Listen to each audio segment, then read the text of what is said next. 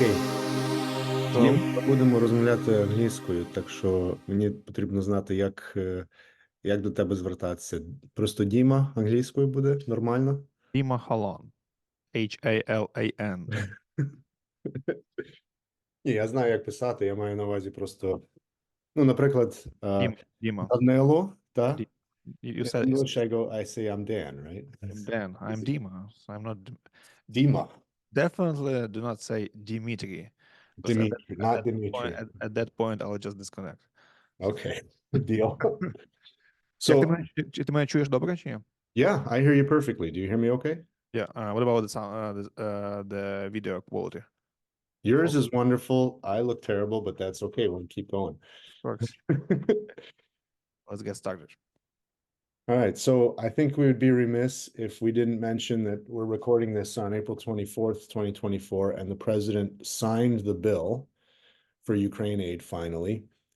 The only criticism I have, apart from the fact that this should have been done long ago, is the chant that Ukrainians had at all of the rallies and protests past the bill, which, if you speak Ukrainian, can be confusing because in a Ukrainian accent, it sounds like pass the bill. Mm-hmm. That's neither here nor there. The work is done for now, and thank God for that. And I don't know who you're talking to on your radio program, Dima, but tell me maybe the mood you're getting from people about the passage of this bill. The short answer, finally. We've been waiting for this for half year, and finally the Congress passed the bill. Unfortunately, we lost so many lives.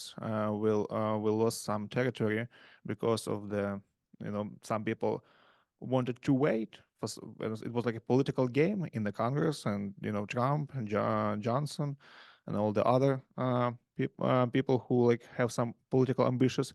They wanted to play a game, but for us, it's not a game. It's a real life, and people in Ukraine, they definitely understand this.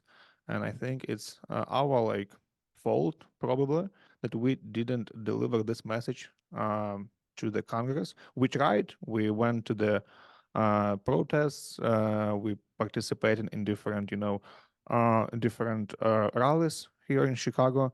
But for some reason, for some reasons, those people didn't get on the same page with us. They thought we're like we just thinking like too much about this, or we just like pushing them. But that's how it is. We cannot wait. We needed that help a half year ago, 2 years ago, 10 years ago. So finally we got it, and the feeling from all the guests we have on our radio is positive. Everyone is satisfied, and today I just read the message that President Zelensky said we got some of the equipment already, and we're gonna use it very soon. So all the Russians, all our enemies will feel it on their territory as well. So that's a positive vibe, definitely. Yeah, and so for those that my listeners who don't know, you have a Ukrainian language radio program in Chicago, and you talk to Ukrainian journalists, politicians, and people of note, kind of what was it, Monday through Friday? Yeah, Monday to Friday, 10 to 11 a.m. and 5 to 7 p.m. on 12:40 a.m. Also YouTube, Facebook. Yeah, primary Ukrainian language. We had one or two episodes in English, but it was just an exception. Now, you also spoke with somebody of note in Ukrainian politics recently in person. On April 16th, the Prime Minister of Ukraine, Denis Shmyhal, visited Chicago. He met with the Special Representative for Ukraine's economy recovery, Penny Pritzker, who has been a guest on this show, and they discussed attracting American investments to Ukraine. He also met with the Ukrainian community, where you were given the opportunity to ask him a question, to which he responded by saying he was shocked and implied that you were spreading Russian propaganda. So I want to talk to you about that.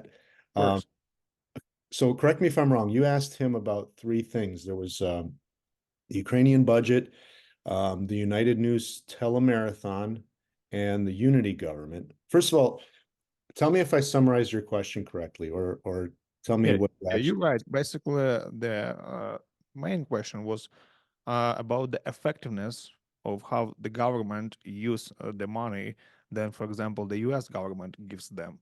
And I was asking him basically if he feels that it can be improved, and if he feels that there are something that we can cut the expenses, and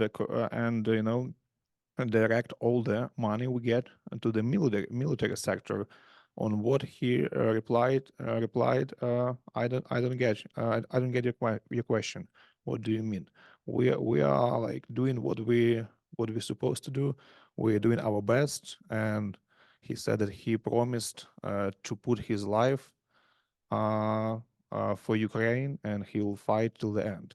So So something. here's the thing. I don't envy, I don't think anybody would envy his position. And I certainly don't mean this as a criticism. I want him to succeed. I want Zelensky to succeed. Now, there's a sort of a anecdotally a recurring theme in Ukraine in that they hate their politicians. They don't trust the government, and everybody they elect gets kicked out pretty quickly. Same in the US, not? No? Yeah, and well, true. And to some degree, I think, Zelensky is obviously doing an important role. And, God forbid anybody else would have to take on that position. But what shocked me was I don't think that the prime minister expected any kind of questions that were beyond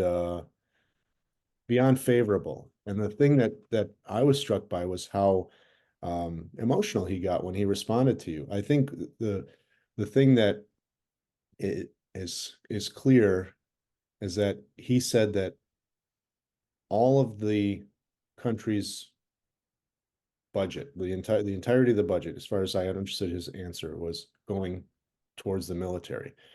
But this telemarathon that has been written up in the New York Times, it's gotten some attention here in the United States. It's called pro-government propaganda. It is funded in part by the Ukrainian government, isn't it? It is a part of, and today, the U.S. Government, they asked Ukrainian government to shut down the telemarathon. I just read in the news. And it is a part of the, mm, it doesn't work.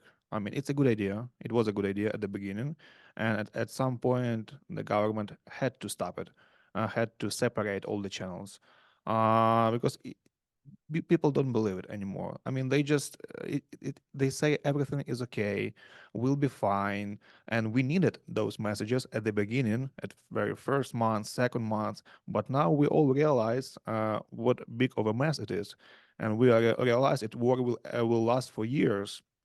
So we just want to hear the truth. We just want to hear the facts. So like what really happened, what really happens on the battlefield. And when the prime minister came to Chicago, he didn't expect any tough questions. And but I don't know how, but I got a chance to ask him a question. It was not tough, but he didn't.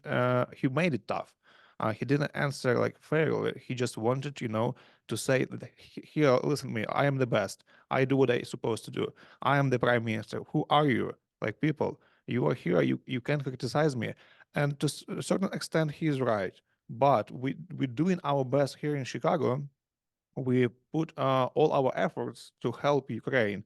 Yes, we are not on the front line, but at the same time, we're doing our job here in the US, and he's supposed to be thankful for that. But I I respect think he is thankful. I mean, to be fair, he is thankful. I mean, that he expressed that much.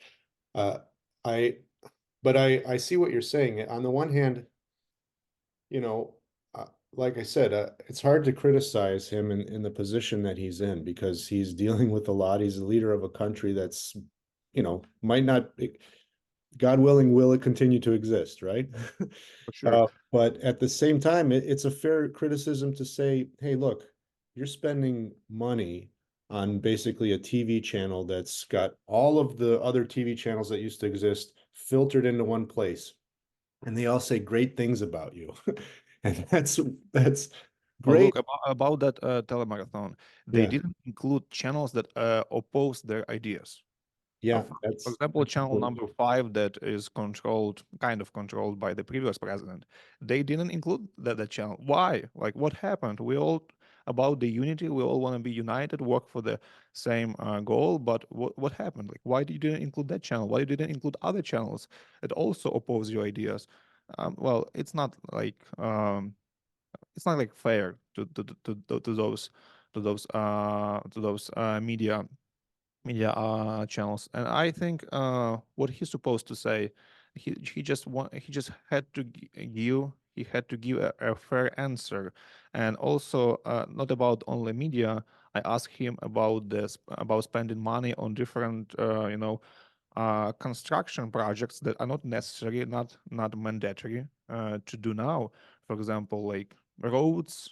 Well, Not, he said that that was the purview of local government, right? yeah, But but where who? does the local government get the money? Yeah, he is the head of all local governments, and he has a right to at least to give them advice, or like also he has some rights according to the law to control that money to the certain extent. So he just needed to he had to take responsibility for that. And I think the government that comes, the Ukrainian government and some representatives of Ukrainian government who come to the US, they think we are not deep into all what's happening in Ukraine. I mean, they underestimate us. I think that we see only like some things that are on the top. But actually, I am as a journalist, and I think you and all other people right now live the life of Ukraine. Every day we read the news, we try to find the truth, we control like all the movements of the government, and we see where they make mistakes and where they make something good. So we just, I think, I request and I require the government, the Ukrainian government, to be fair, just to say how it is things. If something is bad, just say it. Okay, like what in my team, there are some people that are probably made mistakes, and we're working on to correct that. And it will sound better than saying that we are ideal. We're doing all the way it's supposed to be, and just say the truth, and we will support you moving forward. That's a good point because this whole thing, right? This whole war is about, the rule of law, democracy, freedom versus authoritarianism.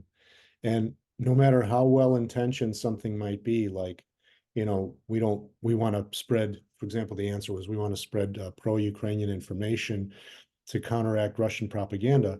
As well intentioned as that is, it's a fine line in that can be crossed where a good intentioned program can turn into authoritarian for the good guys. I guess is a good way to put it. But also, I just want to add that we have to give kudos to our government, because they doing a really good job uh, in terms of stopping the enemy. They I mean, our military sector, it got like to the level, to the standards of NATO probably, and we succeeded in couple, like in what, 2 years. We are now army number one in Europe, I think, and we're doing really good. And I think, I mean, the prime minister also like been working hard. I just don't want to like criticize him too much, because he had a lot of successful cases. Also, the European Union, we are now on our way to be a part of Europe officially, and he made a great input to that. So I am thankful for him. But there are also some some mistakes they made, and just our job is to give him advice if we can, or just to to tell him like what we don't like, what Or we like. just keep them honest, right? I mean, Yeah. let's list the accomplishments, right? Um, they've fought back and retaken territory like Kharkiv that was completely overrun by Russia. 50% of our territories we got back. At the beginning of the conflict, at the beginning of the war, they pushed back Russian forces who never got to Kyiv. We have a Ukrainian government that didn't flee when they could have left. And the prime minister even talked about that. We've got a military filled with motivated heroes, every single one of them, including the son of that lady who was in Chicago to meet Yep. with the prime minister, who, was from Ukraine but became American and had no reason to have to go back and still did, and gave his life. And світла пам'ять і найвища пошана йому і його родині. He's a hero, and he should be honored. And I hope that the prime minister talks to the president about giving him the recognition that he and his family deserve. And this has been going on for so long, and we're so grateful also to our American partners, and for the opportunity that the prime minister had to come here and talk to Ms. Pritzker and the governor Pritzker as well.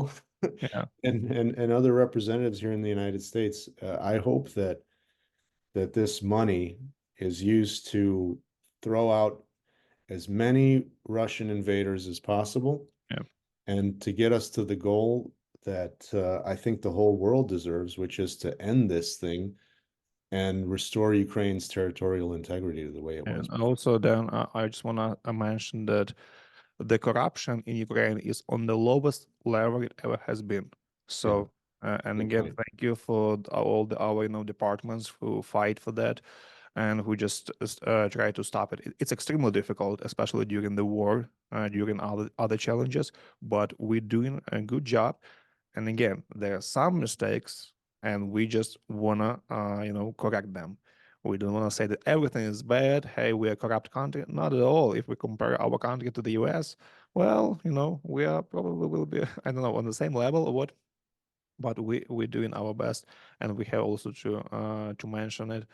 And for the future, I hope it will be less and less and less. And in a couple of years, probably we can say, hey, we are a country that has the lowest corruption level in Europe and probably in the world. I believe in this.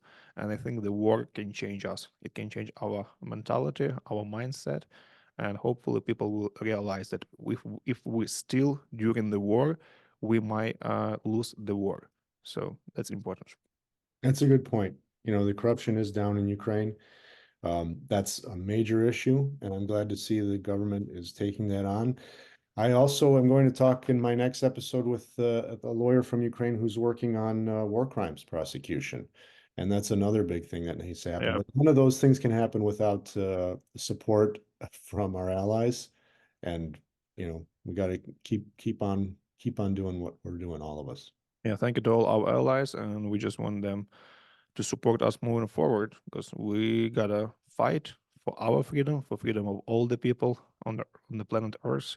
And we don't ask Americans to come to our country and fight for us. We can do it on our own, and we have people, Ukrainians, all around the world. At a certain point, we all will come back and we'll fight for our country. At this moment, we try to do what we can here, and if we're gonna be needed in Ukraine, we'll be there. I'm sure that everyone will defend our country when the time will comes. All right. Dima, thank you so much for your time. I really appreciate talking to you. Thank you. Slava Ukraini. Героям слава.